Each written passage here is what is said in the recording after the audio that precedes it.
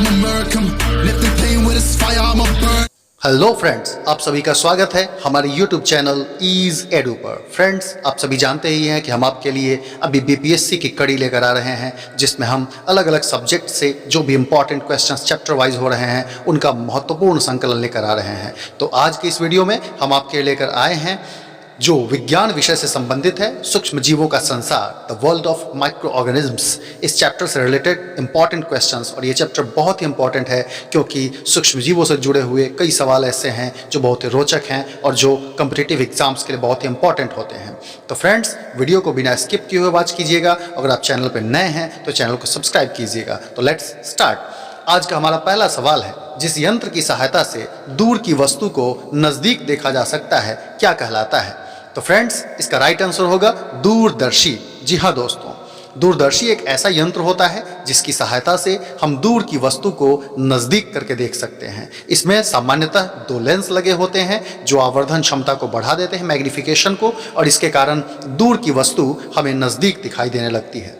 Friends, हमारा अगला सवाल है, सूक्ष्म जीवों को देखने के लिए किस यंत्र की आवश्यकता होती है? तो इसका राइट आंसर होगा सूक्ष्मदर्शी। जी हाँ, सूक्ष्मदर्शी को हम इंग्लिश में माइक्रोस्कोप कहते हैं और दूरदर्शी को इंग्लिश में टेलीस्कोप कहते हैं। तो इसीलिए किसी प्रकार का कंफ्यूजन नहीं रखना है between the difference of telescope and microscope. तो सूक्ष्म जीवों को देखने के लिए हम सूक्ष्मदर्शी का प्रयोग, दैट मीन्स माइक्रोस्कोप का प्रयोग करते हैं। और माइक्रोस्कोप इसलिए यूज करते हैं क्योंकि सूक्ष्म जीव इतने छोटे होते हैं कि उन्हें हम खुली आंखों से नहीं देख सकते हैं। इसीलिए उन्हें देखने के लिए विशेष प्रकार के यंत्र की आवश्यकता होती है जिसका नाम माइक्रोस्कोप अथवा सूक्ष्मदर्शी होता है।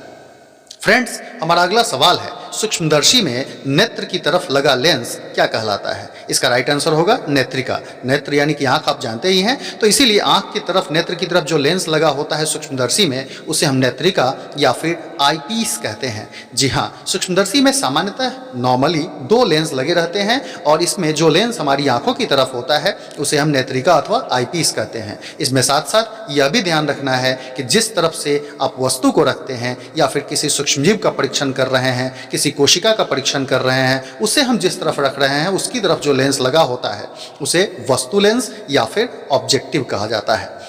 हमारा अगला सवाल है, सबसे पहला सूक्ष्मदर्शी बनाने वाले वैज्ञानिक कौन थे?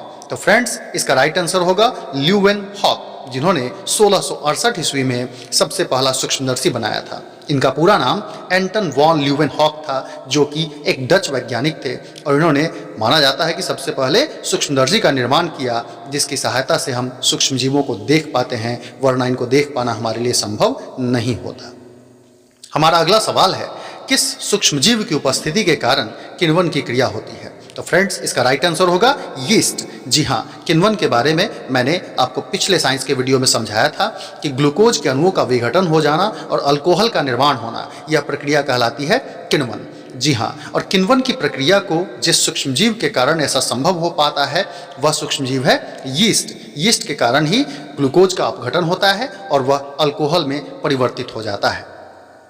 फ्रेंड्स, हमारा अगला सवाल है, सूक्ष्म जीवों को कितने वर्गों में बांटा गया है? तो इसका राइट आंसर होगा 5 वर्गों में। जी हाँ, सूक्ष्मजीव जितने भी हैं, माइक्रो ऑर्गेनिज्म्स के जितने भी तरह के टाइप्स देखने को मिलते हैं, उनकी प्रॉपर्टीज के आधार पर, उनके गुणों के आधार पर उन्हें 5 वर्गों में बांटा गया है, जिसके अंतर्गत जीवाणु, जिसे आप बैक्टीरिया भी कहते हैं, प्रोटोजोआ, कवक जो कि फंगस भी कहलाते हैं, शैवाल जिन्हें हम अलगी के नाम से भी जानते हैं, ये 4 प्रमुख वर्ग हो गए। और इसके अलग एक विषाणुओं का भी वर्ग है जिसके अंतर्गत कुल मिलाकर के यह 5 वर्ग होते हैं, और इन्हीं 5 वर्गों में सभी प्रकार के सूक्ष्म जीवों को बांटा गया है। फ्रेंड्स, हमारा अगला सवाल है, कौन सा सूक्ष्मजीव सजीव और निर्जीव दोनों की तरह लक्षण प्रदर्शित करता है? ये बहुत इंटरेस्टिंग सवाल है और इसका राइट आंसर होगा विषाणु, दैट मीन्स वायरस। जी हाँ, वायरस को सजीव और निर्जीव के बीच की कड़ी या फिर उसके बॉर्डर लाइन पे माना जाता है। इसका कारण है कि विषाणु अपनी जो स्ट्रक्चर है और उनके जो लक्षण हैं उनमें कई तरह की भिन्नता दिखाते हैं।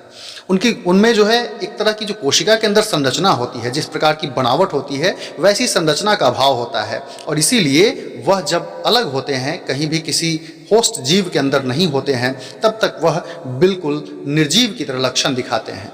इसीलिए उस समय उन्हें निर्जीव माना जाता है। लेकिन जैसे ही यह अनुकूल परिस्थिति में किसी परपोषी शरीर के अंदर चले जाते हैं तो उस वक्त इनमें वृद्धि और विकास होने लगता है तेजी से, अर्थात यह सजीवों का गुण हुआ। इसीलिए विषाणु में सजीव और निर्जीव दोनों के लक्षण दिखाई देने के कारण ही वैज्ञानिक इसे इन दोनों के बीच की कड़ी मानते हैं। हमारा अगला सवाल है, किस वर्ग के सूक्ष्मजीवों में प्रकाश संश्लेषण की क्रिया होती है? तो फ्रेंड्स, इसका राइट आंसर होगा शैवाल। शैवाल को हम अलगी भी कहते हैं। जी हाँ, शैवाल, जिसे आप नॉर्मली पानी युक्त जो भी नमी युक्त जगह होते हैं वहाँ पर आप देखते होंगे, जैसे काई लग जाती है ना, कहीं बारिश होती है बारिश के मौसम में, तो यह जो काई है दरअसल वह भी शैवाल ही होता है। ये सबसे छोटे वर्ग के पौधे होते हैं और पौधे की कैटेगरी के सूक्ष्मजीव होते हैं। इनमें भी क्लोरोफिल पाया जाता है, हरित लवक, जिसकी उपस्थिति के कारण इनमें प्रकाश संश्लेषण की क्रिया होती है और यह अपने भोजन का निर्माण खुद कर लेते हैं। फ्रेंड्स, हमारा अगला सवाल है, दही में कौन सा जीवाणु पाया जाता है? तो इसका राइट आंसर होगा लैक्टोबैसिलस। जी हाँ, दही में कई सारे ऐसे जीवाणु हैं जो कि हमारे लिए बहुत ही यूजफुल होते हैं। इसी कड़ी में जैसे हमने अभी बात की कि यीस्ट जो है वह किस प्रकार से हमारे लिए उपयोगी है ना, किण्वन की प्रक्रिया के लिए, ठीक उसी तरह से दही में भी दही का जमना तभी संभव हो पाएगा जब उसमें लैक्टोबैसिलस जीवाणु होगा। यह मूल रूप से जब हम दही को बनाना होता है तो क्या करते हैं, दूध को थोड़ा गर्म कर लेते हैं, हल्का गुनगुना, ताकि उस टेम्परेचर पर सूक्ष्मजीव तेजी से वृद्धि करते हैं और तब उसमें हम 2-3 चम्मच दही मिला देते हैं, उसको कुछ देर तक छोड़ देते हैं, तो उस टेम्परेचर पर गुनगुने होने के कारण वह तेजी से वृद्धि करने लगता है और इसी कारण दूध दही में परिवर्तित हो जाता है।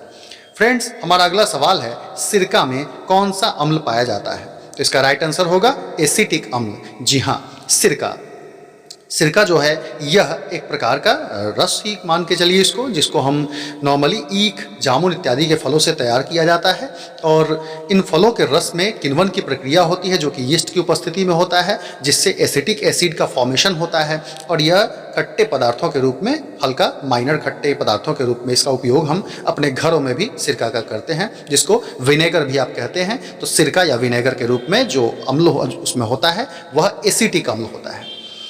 अगला सवाल है, किण्वन प्रक्रिया की खोज किस वैज्ञानिक ने की?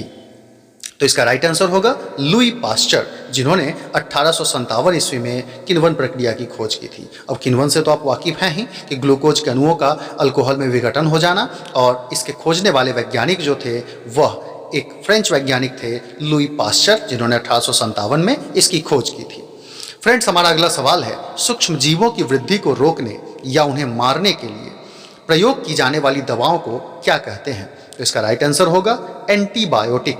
जी हाँ, एंटीबायोटिक यानी कि प्रतिजैविक। हिंदी में इसे हम प्रतिजैविक कहते हैं और इंग्लिश में इसे हम एंटीबायोटिक कहते हैं। नॉर्मली आप देखते ही हैं कि जब आप डॉक्टर्स के पास जाते हैं, कई प्रकार की बीमारियां, जब बुखार ज़्यादा दिनों तक लग रहा है या किसी प्रकार की सर्दी जुकाम है, कुछ भी इस तरह की परिस्थिति में हम जब डॉक्टर की सलाह लेते हैं तो डॉक्टर्स हमें बताते हैं कि एंटीबायोटिक लेना होगा आपको। यही एंटीबायोटिक ऐसी दवा होती है क्योंकि शरीर में सूक्ष्म जीवों के प्रवेश कर जाने से जिस प्रकार से हमें कुछ फायदे हैं, उसी प्रकार से कुछ रोग भी उत्पन्न करते हैं। तो इसीलिए ऐसी बीमारियों को रोकने के लिए प्रतिजैविक अथवा एंटीबायोटिक का उपयोग किया जाता है। हमारा अगला सवाल है, एंटीबायोटिक अथवा प्रतिजैविक की खोज किसने की? तो इसका राइट आंसर होगा अलेक्जेंडर फ्लेमिंग, जिन्होंने 1928 में एंटीबायोटिक की खोज की थी। जी हाँ दोस्तों, अलेक्जेंडर फ्लेमिंग जब अपने लेबोरेटरी में, अपने प्रयोगशाला में रिसर्च कर रहे थे कि कैसे हम जीवाणु जनित रोगों से बच सकते हैं, जीवाणुओं से होने वाले, सूक्ष्म जीवों से होने वाले रोग से बच सकते हैं, तो उसी क्रम में उन्होंने देखा कि फफूंदी यह कई सारे जीवाणुओं को नष्ट भी कर रही थी। इसी आधार पर उन्होंने सबसे पहले एंटीबायोटिक 1928 में फॉर्म किया था। हमारा अगला सवाल है, सबसे पहली एंटीबायोटिक कौन सी थी? तो फ्रेंड्स, इसका राइट आंसर होगा पेनिसिलिन। जी हाँ, अभी हम बात कर रहे थे कि अलेक्जेंडर फ्लेमिंग ने 1928 में एंटीबायोटिक बनाई थी और वही पहली एंटीबायोटिक यानी कि पहली एंटीबायोटिक बनाने वाले व्यक्ति भी या वैज्ञानिक भी अलेक्जेंडर फ्लेमिंग ही थे, जिन्होंने लेबोरेटरी में जब फफूंदी को देखा कि यह कई सारे जीवाणुओं को नष्ट कर रहा है, तो इसी के आधार पर उन्होंने पेनिसिलिन नामक दवा बनाई थी, जो पहली एंटीबायोटिक दवा थी। हमारा अगला सवाल है, अधिक मात्रा में एंटीबायोटिक के उपयोग से शरीर में किस विटामिन की कमी हो जाती है? तो फ्रेंड्स, इसका राइट आंसर होगा विटामिन B12। जी हाँ दोस्तों, अधिक मात्रा में जब एंटीबायोटिक हमारे शरीर में जमा हो जाता है तो ऐसी परिस्थिति में हमारे शरीर में जो भी उपयोगी सूक्ष्मजीव हैं जो विटामिन B12 का उत्पादन करते हैं वह उन्हें नष्ट कर देता है। इसके कारण शरीर में विटामिन B12 की कमी हो जाएगी। और आप सभी जानते होंगे कि विटामिन B12 रक्त के लिए कितना इंपॉर्टेंट होता है, क्योंकि इसकी कमी से एनीमिया हो जाता है, अर्थात रक्त की कमी हो जाती है।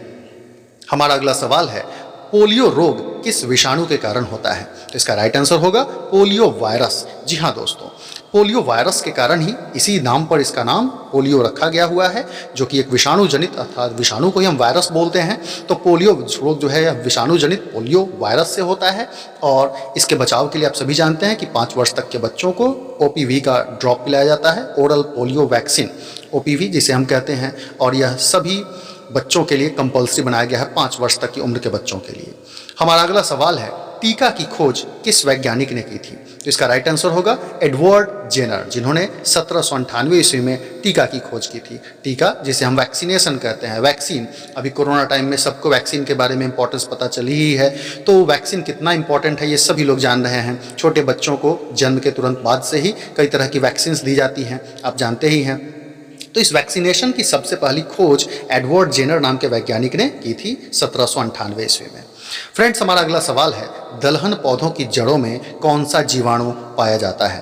तो इसका राइट आंसर होगा राइजोबियम। जी हाँ दोस्तों, दलहन पौधों की जड़ों में गांठें पाई जाती हैं और उन गांठों में, उनको नोड्स बोलते हैं, उन नोड्स में राइजोबियम बैक्टीरिया होता है। यह राइजोबियम बैक्टीरिया वायुमंडल से नाइट्रोजन को खींच करके उसे मिट्टी में सरल अणुओं में तोड़ करके डालता है, जिसके कारण पौधे उसे आसानी से ग्रहण कर लेते हैं।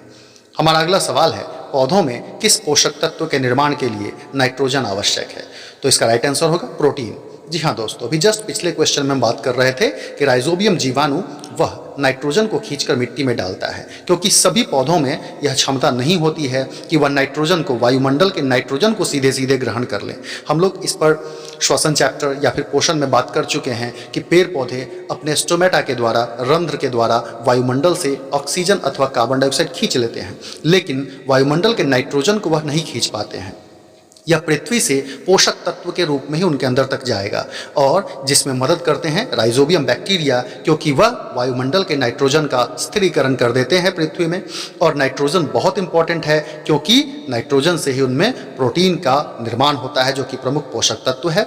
इसके साथ ही नाइट्रोजन उनकी लंबाई में भी वृद्धि करते हैं। जिन पौधों में नाइट्रोजन की कमी होती है उनके लिए हम यूरिया का उपयोग करते हैं सामान्यतः, क्योंकि यूरिया में भी नाइट्रोजन की मात्रा पाई जाती है 46% के आसपास।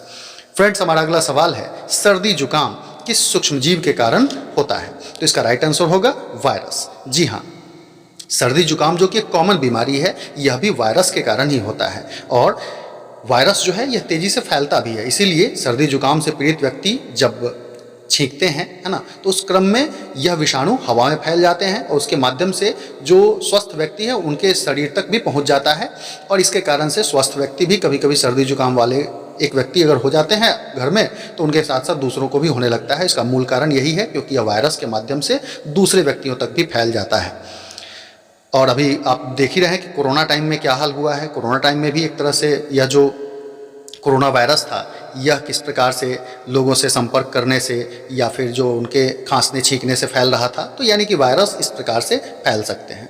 फ्रेंड्स, हमारा अगला सवाल है, मलेरिया रोग किस प्रोटोजोआ के कारण होता है? तो इसका राइट आंसर होगा प्लाज्मोडियम। जी हाँ, मलेरिया के बारे में आप जानते होंगे कि यह मादा एनोफिलीज मच्छर के काटने से फैलता है।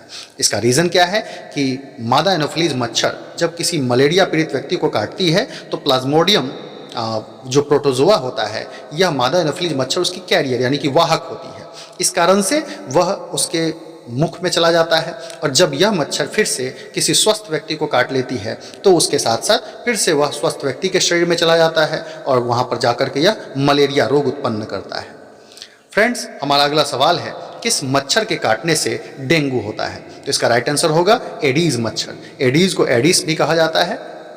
तो एडिस मच्छर के काटने से ही डेंगू बीमारी होती है। यह मच्छर खास करके जब जल पुराना हो जाता है, सड़ने लगता है, तो वैसी परिस्थिति में वैसे पानी में ही इनके अंडे विकसित होते हैं और इस तरह से वहाँ पर डेंगू मच्छरों के बढ़ने की ज़्यादा संभावना होती है। इसीलिए बरसात के दिनों में हमें कोई भी खाली डब्बा या फिर किसी भी ऐसे तरह के पदार्थ जिसमें पानी जमा हो सके, अधिक दिनों तक उसी में रह सके, ऐसे चीज़ों को हमें उलट देना चाहिए ताकि पानी उसमें न लगे। हमारा अगला सवाल है, क्षय रोग किस जीवाणु के कारण होता है? क्षय रोग जिसे हम टीबी के नाम से भी जानते हैं, तो इसका राइट आंसर होगा माइकोबैक्टीरियम ट्यूबरकुलोसिस। जी हाँ दोस्तों, क्षय रोग जो कि टीबी भी कहलाता है, उसका रीजन क्या है? टी फॉर हो गया ट्यूबरकुलोसिस और बी फॉर हो गया बैक्टीरियम। हालांकि ये इसका पूरा नाम नहीं है, माइकोबैक्टीरियम ट्यूबरकुलोसिस होता है, लेकिन उसी के आधार पर इसका नाम रखा गया है। ट्यूबरकुलोसिस बैक्टीरियम के नाम पर ही टीबी कहा जाता है। तो यह मूल रूप से जीवाणु से होने वाला रोग है और टीबी रोग में आप जानते ही हैं कि क्या लक्षण होते हैं। खैर वो सब बाद की बातें हैं, स्वास्थ्य चैप्टर से रिलेटेड जब सवाल आएंगे तो हम लोग उन पर बातें करेंगे। हमारा अगला सवाल है, बैसिलस एंथ्रेसिस जीवाणु की खोज किसने की थी?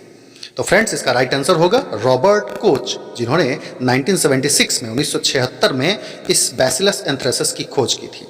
यानी कि इसका सही जवाब हो गया रॉबर्ट कोच। तो बैसिलस एंथ्रेसिस ये कैसा जीवाणु है? यह जीवाणु सामान्य रूप से पशुओं में पाया जाता है और यह पशुओं में एक रोग उत्पन्न करता है, एंथ्रेक्स। जी हाँ, एंथ्रेक्स रोग का जो मूल कारण है वह बैसिलस एंथ्रेसिस ही होता है और इसकी खोज करने वाले वैज्ञानिक रॉबर्ट कोच है। हमारा अगला सवाल है, दूध को उबालकर तेजी से ठंडा करने की प्रक्रिया क्या कहलाती है? तो इसका राइट आंसर होगा पाश्चुरीकरण। जी हाँ, पाश्चुरीकरण एक ऐसी प्रक्रिया है जो कि दूध से सूक्ष्म जीवों को दूर करने की प्रक्रिया होती है, क्योंकि सूक्ष्मजीव नॉर्मली सामान्य टेम्परेचर जो कि नॉर्मली 30 से 35-36 डिग्री सेल्सियस तक का जो टेम्परेचर होता है, इस पर काफ़ी तेज़ी से वृद्धि करते हैं। अतः पाश्चुरीकरण विधि में दूध को पहले तेज़ी से 70 डिग्री सेल्सियस के आसपास गर्म किया जाता है, फिर उसे तेज़ी से ठंडा कर दिया जाता है। इसके कारण दूध में उपस्थित सूक्ष्मजीव मर जाते हैं और दूध हमारा सूक्ष्मजीव रहित हो जाता है और बिल्कुल उपयोग के लिए परफेक्ट हो जाता है। इसकी खोज भी लुई पाश्चर ने ही की थी, इसीलिए इनके नाम पर इसका नाम पाश्चुरीकरण रखा गया है। तो हम पाश्चुरीकरण प्रक्रिया के द्वारा दूध को जीवाणु रहित कर सकते हैं और यह विधि पाश्चुरीकरण कहलाती है। तो फ्रेंड्स, इस तरह से आपको हमारा वीडियो कैसा लगा? पसंद आए तो लाइक कीजिएगा, चैनल को सब्सक्राइब कीजिएगा, शेयर कीजिएगा और हम फिर अगले वीडियो में मिलते हैं अगले कंसेप्ट के साथ। टिल देन तैयारी अपनी करते रहिए, फिर मिलते हैं। Bye bye.